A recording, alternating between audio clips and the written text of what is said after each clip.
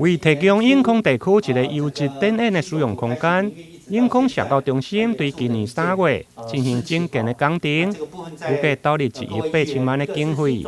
打造600个座位左右的中型专业剧场，加多功能的排练场。预计每年6月就会完工。今天有特别请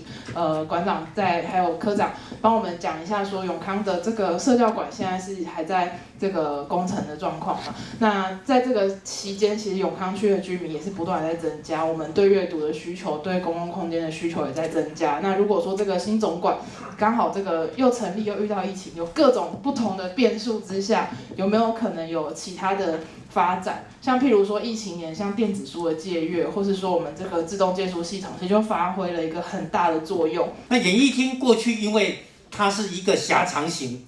纵深比较浅一点，而且舞台很高，所以大家如果去的话，都会吊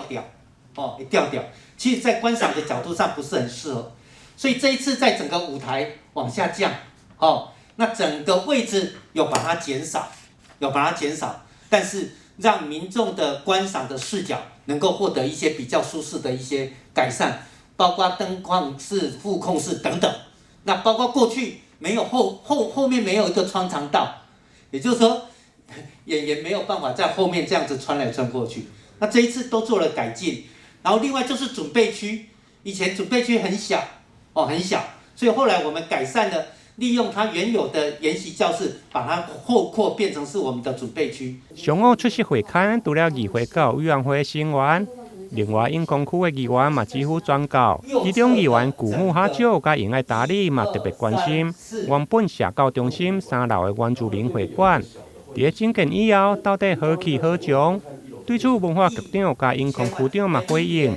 因为牵涉原先1楼甲5楼图书馆的动线。原则上会将会馆刷到1楼，至于后续的规划，可会向议员来报告。台南新闻林根采访报道。